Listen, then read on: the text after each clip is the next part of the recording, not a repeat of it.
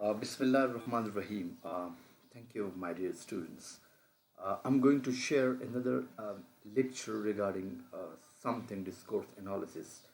And basically, this was actually a kind of presentations, there, which basically these students have given actually, mostly they were of your level students indeed.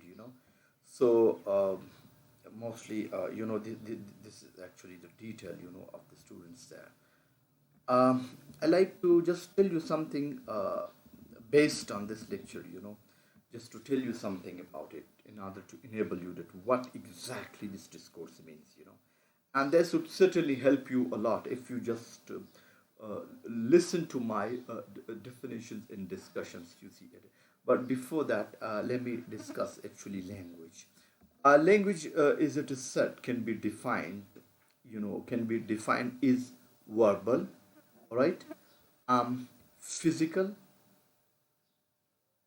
okay, biologically innate, okay, and basic form of communications.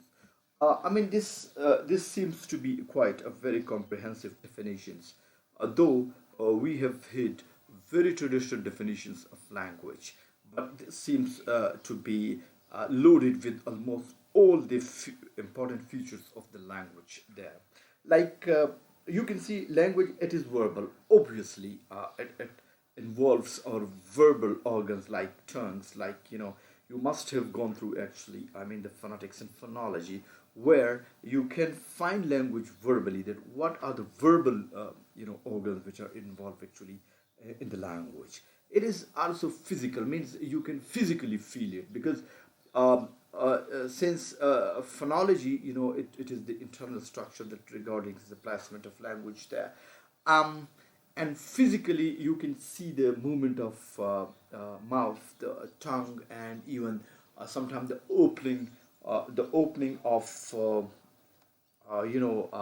the mouth and lips up down, and that's the movement of even teeth. Tongue has got different movements there, so physically you can see that. And remember, I just use the term in the very outset, in the initial classes, that we are biologically, we are genetically pre-programmed to acquire language. We can say we are innately, we have got inertness of language. And it means that we are born with some we are born with the ability and capacity of the language. um and remember, most of all, you can see that it is also is the basic form of communication we can use. This is actually something regarding language. And then we look at this language from a cultural point of view. In culture study, the preferred term is to speak meaning as representation. So if you see there, in the cultural context, if you look at the cultural context, even representations, language can mean representation as well. It refers something, there. Representation is the process of signifying and include the word. You must have gone through actually in semantics, that what is signifier, what is significations, and what is that? What is sign? You must be familiar with these terms. But anyway, mostly language is based actually on sign and concept, meaning is there. Representations normally can be an image. Remember, representations can be an image where some a concept represents something. So it uses single in order to generate meaning. That representation is alphabet, okay.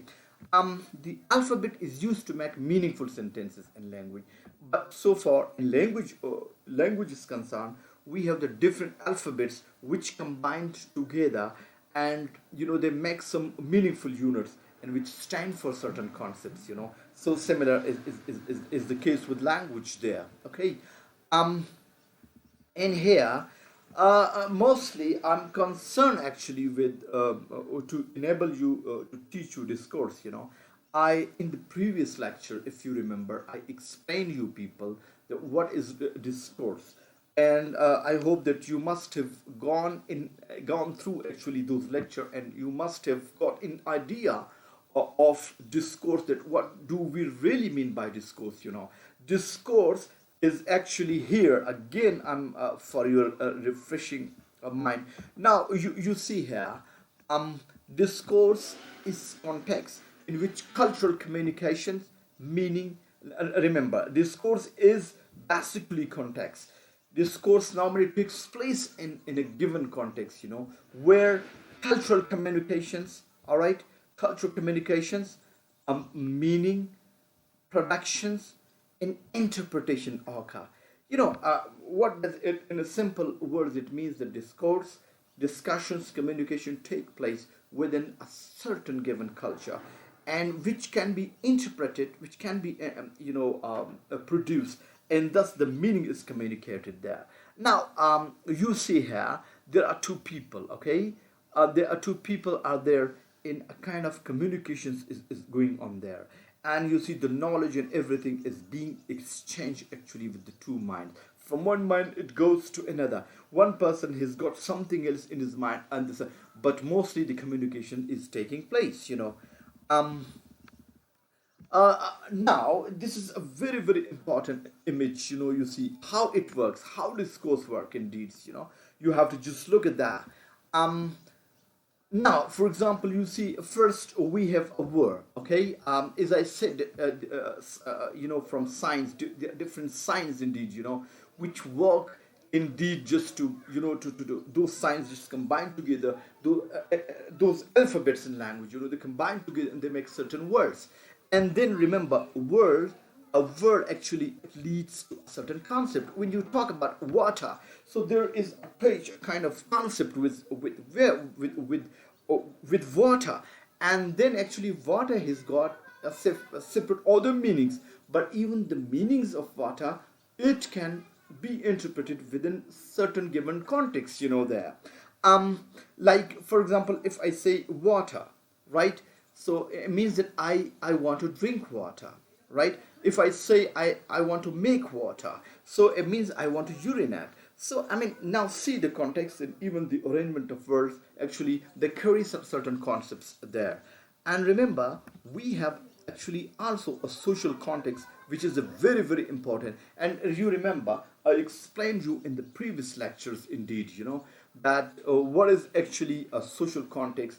And social context makes the communications more clearer. Sometimes we do not speak words, but mere gestures. I mean, they are surface. They are enough to carry any communications there. Like, and you remember this. Word lead to concept, and then social context, and actually these all things, they lead to a discourse. And because discourse is it is quite larger unit, you see, of speech, and it includes all these things, right? So therefore you must try to form an idea of discourse, that how does actually discourse take place there. You must look at that. Now, for example, see, sometimes language of ties, even language of ties, you see there, masculine, mostly, you see that, you see that even such ties, like for example, car, and this spanner, and even this this tool, indeed, they stand for something. I mean, the moment you look at them, even they also speak something to us. Like, we know that these are normally used in life actually by whom? By male, by children, okay? And now even the feminine. So when you look such things actually in bazaar, so you can associate these things only to the female. So even now, look at the things, look at the different images. They even carry some language, some discourse itself, and it is understood in our schemata. We associate these things only to certain genders. You see there. A language of cloth. Now see, for example, when you see such cloths, such cloths in bazaar, you will never say that these are meant for men. Even almost in every culture, there is a kind of difference. Though Western culture is quite liberal and secular, but still you can find there I mean, the separation and the division of such clause there as well. Now, you see here, when you look at these objects there, I mean, they themselves talk and speak. So the context, even the object, the images in themselves, they carry some language, they carry some discourse, and the discourse enable you, to understand it for what purpose and for whom actually such certain things are meant. Language is I'm just trying to explain you there. Now see there, this is a lady dress, okay? You see there, and this is actually male dress, okay? Now language, and even now you see when for example, uh, when you look at actually these different dresses, so ultimately without any detailed descriptions about these I mean dresses there, but still you can form an idea about these dresses. This might be a Hindu lady, because the dress the Hindu normally have, I mean, they have got certain associated images you see regarding the dresses there. And this, for example, Sikh. And now you see here are some other bias and some other shuttlecock thing like this, which can be easily associated to Muslim without any description, because these are actually the different discourses actually are even attached to these different dresses. So it means that discourse actually it is a wider and larger concept, and to which we are even psychologically attached with that as well. Okay. Now you see there is actually language science, road science, which can also give you a lot of discussion. They are the roads and discourse traffic rules even.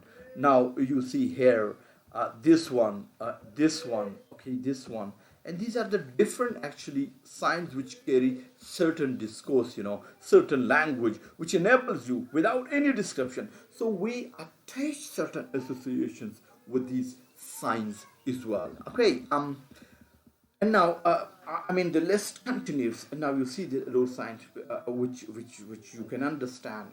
Which you look at them, you can understand different, lights, which mean something else. So we do have to attach some language to these different, I mean, sign as well. Okay. So my dear students, uh, the discourse is actually the language which is expressed through different things, like for example, see, language of emoji. Now you see, even we explain these things without saying anything. We make these emojis, we make different signs, to show our different emotions, say that, like this one, you can understand what does it really means. And this one, see there, okay, and these are the different emojis, language emojis, which sometimes without, I mean, making use of description of words, you certainly carry out certain meanings there. Okay. And then WhatsApp language, which is a very very common indeed, and you see that WhatsApp, that is being used actually by people, and it is very very very common. Now, for example, for thank you, you use this one. For welcome, this one. For congratulations, this one. So now these are the shortest language you see there, and they are also used. I mean, this is actually the short language, and the basic purpose of a discourse, that is communications, and actually uh, communications, and understanding of one another. Well, even body language, there exists a great amount of literature on the body language, because body language can be certainly understood, you see, by looking at different movements of the body. And if you give, I mean, certain things into the internet, you can find a lot of reading stuff, you see, and a lot of videos, and a lot of research has been carried out. And even the presidents of different worlds, actually, different countries of the world, indeed, that have been researched on, and based on their body language, their confidence level, and so many things are actually. So even body language, I mean, it carries some meaning as well. Like when we look at the person with a hand in pocket, it is considered cool actually in India, whereas the same thing in Japan and South Korea is rude. if you stand like this, so this is rude. So even what am I supposed to tell you right now here? Actually, culture, it plays a very, very important role here as well, because culture interpretations, I mean, they carry certain meaning. Same thing in different culture, they can, they convey you different discourses and different meanings. Okay, so uh, obviously, in India, thumbs is considered is good, whereas Bangladesh it is considered an insult. So, one thing in two culture signify different, mean different. You know. Um, so, my dear, a verbal language, obviously, a language, the way very important how we speak a word is important. Sometime remember, if you remember, I had a class with you people and I told you that human communication actually it consists of three things: verbal, 7% verbal, okay, 38% vocals, and 65% visual. Like verbal, like this, if I stand like this and speak monotonously, you see, in a single way. Like I say, بختو كتبهم چې زه داسې ودرېږم تاسو ته لږ وایم چې یاره جي تاسو ښه تاسو بالکل ټیک ټاک کار کوئ په یو انداز کې په یو سیکوینس کې زه تاسو ته خبرې کوم. So after 5 or 10 minutes you will get bored. You say what this person is telling like. But yeah, the example bang da like for example madam ma koi kana sure ma koi kana ji sure ma koi kana ji sure. If I say like this, so it will have no impact on you there, all right? But if I say sure McCoy, so pakalara well chidi, this is 7%. This is called verbal, okay? But if we try to raise the tone, you see, regarding different things, that is termed vocals. Kala kala mangudu maka maka, you know. So I mean this is vocal, but sometimes we also use. Now you are looking me through this scene. Though I'm sitting before the screen, but still I'm using my body language. I'm looking different directions. I'm making different gestures in order to enable you, indeed, that I'm involved actually in certain gestures. So this is actually, so verbal language is obviously has got certain meanings. Okay. This was something I just said about actually a discourse, and I hope that you understand. थोड़ा थोड़ा मैंने आपको इसकी मैं आपको थोड़ा सा उस डिस्कोर्स से कॉन्सेप्ट में आपको आहिस्ता आहिस्ता लेके जाने की कोशिश कर रहा था कि आपको, और ये आर्टिकल जो मैंने आपके शेयर किए, गो थ्रू देम, ये हम फिजिकली इंशाल्लाह जब हम आएंगे क्लास में उधर भी हम कर लेंगे, और ये लेक्चर्स को भी आप सुन लिया करें. So this will help you a lot. Thank you very much. So nice of you and keep watching and remember, आप लोग do not disappoint me by your behaviour. I want everybody to view and listen, I mean the lecture I upload, because it's a very difficult process, to record a lecture, then to upload it, and then to upload it on on LMS, and then to on YouTube, and then WhatsApp. It's a very, very difficult process. So thank you very much. Keep watching and don't waste your time, please. I hope you understand. So nice.